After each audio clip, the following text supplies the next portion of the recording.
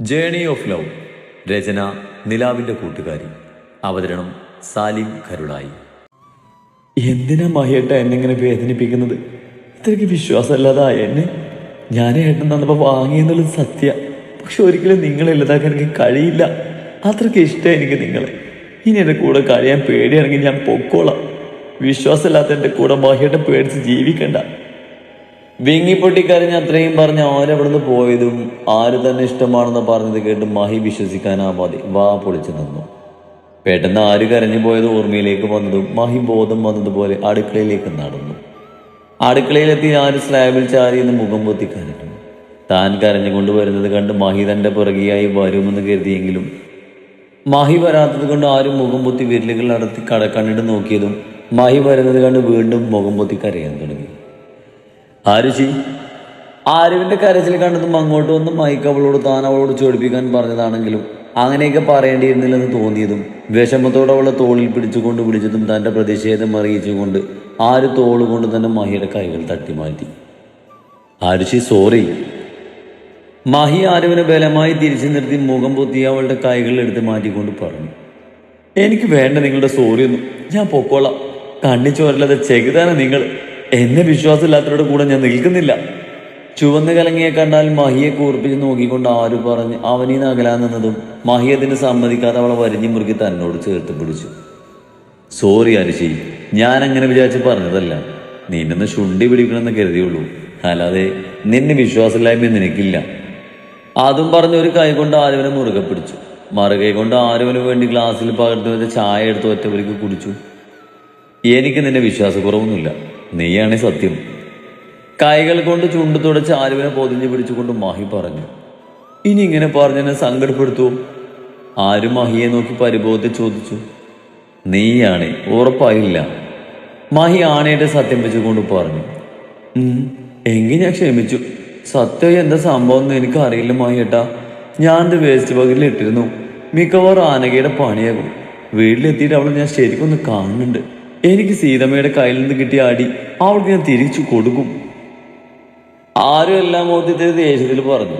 എന്നാൽ മഹിയുടെ ശ്രദ്ധ മുഴുവൻ തലേ ദിവസത്തെ ചുംബനത്തിന്റെ അവശേഷിപ്പിക്കുന്ന പോലെ അവളുടെ ചുണ്ടുകൾ ചുവന്നു തൊടുത്ത് ചെറിയ പഴം പോലെയുള്ള അതിരങ്ങളിലായിരുന്നു. ഒരിക്കൽ കൂടി അവളുടെ അതിരങ്ങളുടെ മധു നുകരാൻ അവന്റെ ഉള്ളം കൊതിച്ചു.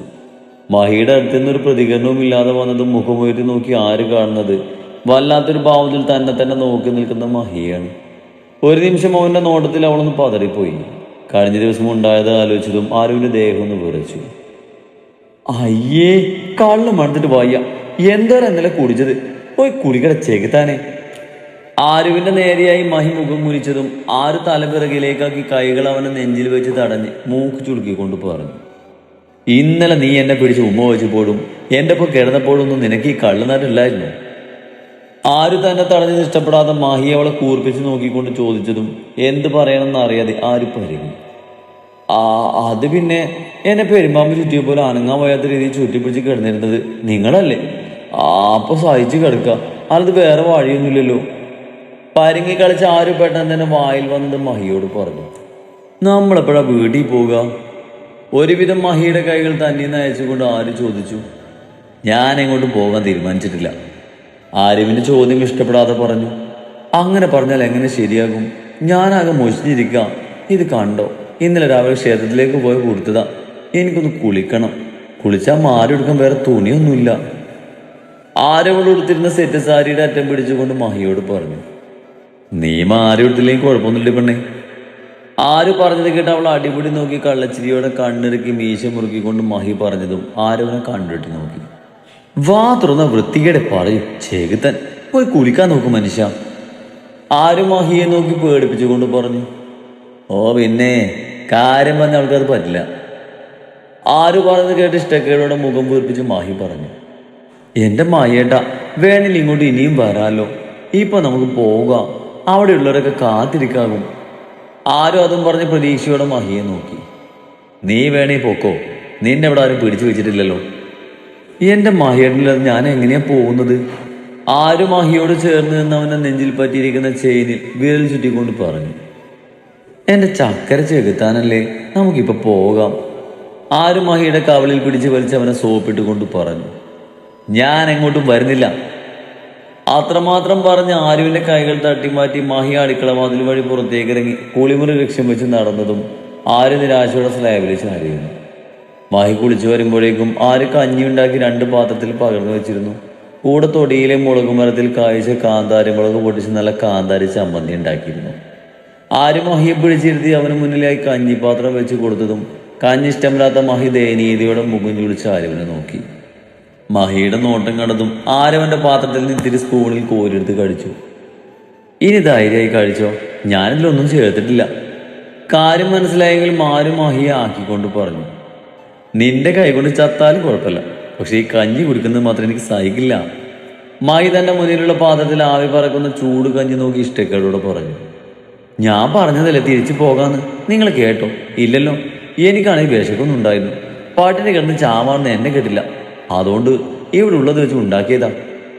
മഹിക്കടുത്തായിരുന്നു കൊണ്ട് ആര് പറഞ്ഞ് അവൾക്ക് വിളമ്പി വെച്ചത് കഴിക്കാൻ തുടങ്ങിയതും കുറച്ചു നേരം അവളെ നോക്കിയിരുന്ന് വേറെ നിവൃത്തിയില്ലാത്തത് കൊണ്ട് തന്നെ മഹിയും കഴിക്കാൻ തുടങ്ങി. ഇതെന്തേ കാണിക്കുന്നേ? കഞ്ഞിയിലെ വെള്ളമെല്ലാം വാർത്ത് കളയുന്ന മഹിയെ കണ്ട് ആര് സംശയത്തിൽ ചോദിച്ചു. എനിക്കൊന്നും വയ്യ ഈ കഞ്ഞിവെള്ളം കുടിക്കാൻ, ഇതുപോലും കിട്ടാൻ വെച്ച് ജീവിക്കുന്നവരും ഉണ്ട്. ആര് പറഞ്ഞത് കേട്ട് മഹിയൊന്നും മിണ്ടാതെ കഞ്ഞിവെള്ളം വാർത്ത് വെച്ച് വറ്റിലേക്ക് ചമ്മന്തി കലർത്തി കൂട്ടിക്കുഴച്ച് കഴിക്കാൻ തുടങ്ങിയതും അവൻ കഴിക്കുന്ന പ്ലേറ്റിന് ചുറ്റും നിലത്തായി വറ്റുകൾ വീഴാൻ തുടങ്ങിയതും ആര് ദയനീയമായി ഭക്ഷണം വാരി കഴിക്കുന്ന മഹിയെ നോക്കി. അവൻ ഇനിയും സ്വയം കഴിക്കാൻ തുടങ്ങിയാൽ തനിക്ക് ഇരട്ടി പണിയാകുമെന്ന് മനസ്സിലായതും ആരവന് ഭക്ഷണം വിളമ്പിയ പാത്രം തനിക്കരികിലേക്ക് നീക്കി വെച്ചു. ഇത്ര വലിപ്പുണ്ടല്ലോ, എന്നിട്ട് ഇപ്പോഴും വൃത്തിക്ക് കഴിക്കാൻ അറിയില്ല. ആരൊരുള്ള കുഴച്ച് മഹിക്ക് നേരെ നീട്ടിക്കൊണ്ട് പറഞ്ഞതും ആരവനെ നോക്കി ചെറി കൂട്ടി മഹി അവൾ നീട്ടിയ ഉള്ള കടിച്ചു. മഹിക്ക് മുഴുവൻ ഭക്ഷണവും കൊടുത്ത് തീർത്തതിന് ശേഷമാണ് ആര് കഴിച്ചത്. ആര് കഴിച്ചു കഴിഞ്ഞ് ഇരുവരും കഴിച്ച ഇടം ക്ലീനാക്കി പാത്രമെല്ലാം കഴുകി വെച്ച് ഉള്ളിലേക്ക് നടന്നു. ഞാനിപ്പോൾ വരാം, വാതിലടിച്ചേക്ക്. ഒറ്റയ്ക്ക് ഇരിക്കാൻ പേടിയാകും നിനക്ക്? റൂമിൽ നിന്ന് ഷർട്ടിട്ട് അതിന്റെ കൈ തുരത്ത് കയറ്റി വെച്ച് ഹാളിലേക്ക് വന്ന് ആരവനെ നോക്കിക്കൊണ്ട് മഹി ചോദിച്ചു. ഇല്ല, ഞാൻ നിന്നോളാം, വേഗം വരില്ലേ? ആര് മഹിക്കരികിൽ വന്നു നിന്ന് അവന്റെ ഷർട്ടിന്റെ ബട്ടൺ ഇട്ട് കൊടുത്തുകൊണ്ട് ചോദിച്ചു. ആ വരും. എന്തിനാ ഇപ്പൊ പുറത്തു പോകുന്നത്? ആര് സംശയത്തിൽ മഹിയെ നോക്കിക്കൊണ്ട് ചോദിച്ചു. അത്യാവശ്യമായി ഇവരുടെ വരെ പോകണം. ആരുവിന്റെ ചോദ്യത്തിന് മഹി കൂടുതലൊന്നും പറഞ്ഞില്ല. കുടിച്ചിട്ട് ഇങ്ങോട്ട് വന്നാ വിവരറിയും നിങ്ങളെ. ഷർട്ടിന്റെ അവസാന ബട്ടണിട്ട് മഹിയുടെ നെഞ്ചിൽ അമർത്തിയൊരു പിച്ച് കൊടുത്തുകൊണ്ട് പറഞ്ഞതും മഹി താല്പര്യമില്ലാത്ത രീതിയിൽ മൂളുകയില്ലാതെ ഒന്നും പറഞ്ഞില്ല. ഞാൻ ഇറങ്ങാം, വാതിലൊക്കെ ശരിക്കും അടച്ചേക്ക്. ഇറങ്ങാൻ നേരം മഹി പറഞ്ഞത് കേട്ടതും ആര് ശരിയെന്ന രീതിയിൽ തലയാട്ടി. വേഗം പറഞ്ഞേ മഹിയേട്ടാ. പെരുവിരൽ കുത്തിയൊന്ന് ഉയർന്ന് മഹിയുടെ കവിളിൽ ചുണ്ട് ചേർത്തുകൊണ്ട് പറഞ്ഞതും തിരിച്ചാരുവിന്റെ നെറുകയിൽ ചുണ്ടാമിട്ട് ചുംബിച്ച് യാത്ര പറഞ്ഞു പോയതും ആര് വാതിൽ ചാരു ഉള്ളിലേക്ക് പോയി. ആ വീടിന്റെ എല്ലായിടവും ക്ലീനാക്കിയിട്ടതുപോലെയുണ്ട്. എന്നാലും മഹിയും വാലുകളും കുടിച്ചിട്ട് പോയ കാലിക്കുപ്പികളെല്ലാം ഒഴിവാക്കി വന്നപ്പോഴേക്കും ആര് നന്നായി മുഷിച്ചിരുന്നു. ഇനിയും കുളിക്കാതിരുന്നാൽ ശരിയാകില്ലെന്ന് മനസ്സിലാക്കി ആര് കുളിച്ചിട്ട് മാറിയെടുക്കാൻ പോലെ ഡ്രസ്സും ഉണ്ടെന്ന് തിരക്കി റൂമിലേക്ക് വന്നു. തനിക്ക് പറ്റിയ മഹിയുടെ ഡ്രസ്സൊന്നുമില്ലെന്ന് മനസ്സിലാക്കി ആര് നിരാശവരം മുടിവിട്ടിറങ്ങാൻ നേരത്താണ് റൂമിന്റെ ഒരു ഭാഗത്തായുള്ള ഒരു പഴയ തടിയാലമാരയിൽ ആരുവിന്റെ കണ്ണുകളുടക്കിയത്. മഹിയുടെ അമ്മയുടെ വീടായതുകൊണ്ട് തന്നെ അവരുടെ വല്ല ഡ്രസ്സും കാണുന്ന ഊഹത്തിൽ ആരും അലമാരക്ക് അടുത്തേക്ക് നടന്നു. അലമാര ആരും തുറന്നു നോക്കിയില്ലെങ്കിലും അത് ലോക്കാണെന്ന് കാണുന്നതും ആരും അലമാരയുടെ കീ തപ്പാൻ തുടങ്ങി. കുറച്ച് തിരഞ്ഞതും കബോർഡിന്റെ ഉള്ളിൽ തുരുമ്പ് പിടിച്ചൊരു കീ കണ്ടതും ആരും ആ കീയും കയ്യിലെടുത്ത് അലമാരയുടെ അരികിലേക്ക് നടന്നു. ഒന്ന് സംശയിച്ചിട്ടാണെങ്കിലും ആരും ആ കീ ലോക്കിൽ ഹോളിട്ട് തിരിച്ചതും അത് അൺലോക്ക് ആയത് കണ്ട് ആരുവിന് മുഖം വിടർന്നു. അങ്ങനെ തുറക്കാത്തത് കൊണ്ടും പഴയ അലമാരയായതുകൊണ്ടും തന്നെ ആര് തുറന്നതും കരകര ശബ്ദത്തോടെ അലമാരയുടെ ഡോറ് തുറന്നു. വൃത്തിയായി മടക്കി വെച്ച ഡ്രസ്സിലൂടെ ആരുവിന്റെ കണ്ണുകൾ ഒഴുകി നടന്നു. അധികവും സാരികളായതിനാൽ ആര് അതിൽ നിന്നും മഞ്ഞയും ചുവന്നും പൂക്കളുള്ള ഒരു കോട്ടൺ സാരി എടുത്തു.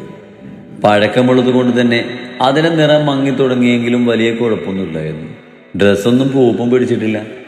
മഹീതൊക്കെ ഇത്രയും വൃത്തിയിൽ സൂക്ഷിക്കുന്നുവോ എന്ന് ആര് സംശയിച്ചു. കറക്റ്റ് പാകമൊന്നും അല്ലെങ്കിലും അതിന്റെ ബ്ലൗസും അണ്ടർ സ്കർട്ടും എടുത്ത് ബെഡിലേക്ക് വെച്ച് ഡോർ അടക്കാൻ നേരത്താണ് ഡോറിൽ ഒട്ടിച്ചു വെച്ച ഒരു ബ്ലാക്ക് ആൻഡ് വൈറ്റ് ഫോട്ടോയിൽ ആരവന്റെ മിഴികളുടക്കിയത്. മഹിയുടെ അമ്മയുടെയും സൂരജന്റെയും ഒന്നിച്ചുള്ള ഫോട്ടോ ആയിരുന്നത്. അതിലുള്ള സൂരജന്റെ തനി പകർപ്പാണ് മഹി ഇപ്പോൾ കാണാനെന്ന് ആരവന് തോന്നി. എന്ത് സുന്ദരിയ മഹേട്ടന്റെ അമ്മ! വെറുതെ അല്ല സൂരജൻ മഹേജന്റെ അമ്മയുടെ മുന്നിൽ മോഹം കുത്തി വീണത്. എന്നാൽ അധികകാലം ജീവിക്കാനുള്ള ഭാഗ്യം ഈശ്വരൻ നൽകിയില്ലല്ലോ. ഫോട്ടോയിലുള്ള മഹിയുടെ അമ്മയുടെ മുഖത്തു കൂടി വിരലൊടിച്ച് വിഷമത്തോടെ പറഞ്ഞു. ആദ്യമായിട്ടായിരുന്നു ആരും മഹിയുടെ അമ്മയുടെ ഫോട്ടോ കാണുന്നത്. കുറച്ചു നേരം കൂടി ആ ഫോട്ടോ നോക്കി നിന്നതിന് ശേഷം ആരും അലമാര ശരിക്കും അടച്ച് ലോക്ക് ചെയ്ത് കീ യഥാർത്ഥ സ്ഥാനത്ത് വെച്ച് ആരും ഡ്രസ്സും ഇട്ട് ബാത്റൂം ലക്ഷ്യം വെച്ച് നടന്നു. കുളിച്ച് ഫ്രഷായി എടുത്തിരുന്ന ഡ്രസ്സും അലക്കിയിട്ട് ആരും ഉള്ളിലേക്ക് കയറി. റൂമിലെ കണ്ണാടിക്ക് മുന്നിൽ നിന്നും ആരും അലസമായി ചുറ്റിയ സാരി വൃത്തിക്ക് ഞൊറിഞ്ഞെടുത്ത് തോർത്തിൽ പൊതിഞ്ഞു വെച്ച മുടിയടിച്ച് നന്നായി തുവർത്തി കെട്ടുകൾ കടഞ്ഞ് കോതി ഉണക്കിയിട്ട് അലമാരയിൽ നിന്നും എടുത്തു വെച്ച കുഞ്ഞു ചെപ്പ് തുറന്ന് അതിൽ നിന്നുള്ള സിന്ദൂരം എടുത്ത് ആര് സീമന്തരേഖയിൽ നീട്ടി വരച്ചു.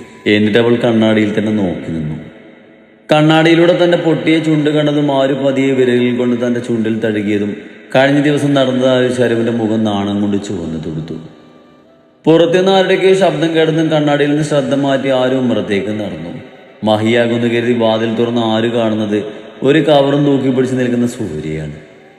അച്ഛനായിരുന്നോ? സൂര്യയെ കണ്ടതും നിറചിരിയോടെ പൂമുഖത്തേക്ക് ഇറങ്ങിക്കൊണ്ട് ആര് ചോദിച്ചു. ഇതേ സമയം ആര്യവിനെ കണ്ടതും സൂര്യയുടെ കണ്ണുകൾ വിടർന്നു. ഒരു നിമിഷം യാമിനിയെ ഓർമ്മ വന്നതും കണ്ണുകളൊന്നും കലങ്ങി. മഹിമോനില്ലേ മോളെ ഇവിടെ? കഷ്ടപ്പെട്ട ആര്യവിൽ നിന്നും കണ്ണുകൾ മാറ്റി തന്റെ കലങ്ങിയ കണ്ണുകൾ അവളിൽ നിന്നും മറച്ചു വെച്ചുകൊണ്ട് സൂര്യ ചോദിച്ചു. ഇല്ല, പുറത്തു പോയി. അച്ഛൻ കയറിയിരിക്കെ. മുറ്റത്ത് തന്നെ നിൽക്കുന്ന സൂര്യയെ കണ്ട് ആരും ഉള്ളിലേക്ക് ക്ഷണിച്ചുകൊണ്ട് പറഞ്ഞു. അവൻ എവിടെ പോയി? അറിയില്ല, എങ്ങോട്ടാണ് പറഞ്ഞില്ല. ഉമ്മറത്തെ അരത്തണ്ടയിലേക്ക് കയറിയിരുന്നു കൊണ്ട് സൂര്യ ചോദിച്ചതും ആരും മറുപടി നൽകി. അവൻ ഇത്രയ്ക്ക് ബോധമില്ലാതായോ? മോൾക്ക് ഇവിടെയൊന്നും മുൻപരിചയമില്ലെന്ന് അവൻ അറിയാവുന്നതല്ലേ? മോൾക്കെങ്കിലും അവന് വിടാതിരുന്നൂടെ? ഇവനൊക്കെ ഇനി എന്നാണാവോ കാര്യബോധം വരിക? ആരിവിനെ അവിടെ ഒറ്റക്കാക്കി പോയത് ആലോചിച്ച് സൂര്യ അമർഷത്തോടെ പറഞ്ഞു. അത് പിന്നെ അച്ഛാ, മയേട്ടനെന്തോ അത്യാവശ്യം വന്നിട്ടാ പോയത്. ഞാനിവിടെ ഒറ്റക്ക് നിന്നോളാം ഞാൻ തന്നെയാ പറഞ്ഞത്. ഇപ്പൊ പോയതേ ഉള്ളൂ. മഹിയെ സൂര്യ കുറ്റപ്പെടുത്തി പറയുന്നത് കേട്ട് ആര് വിഷമത്തോടെ പറഞ്ഞു. മോൾ എന്തറിഞ്ഞിട്ടായി പറയുന്നത്?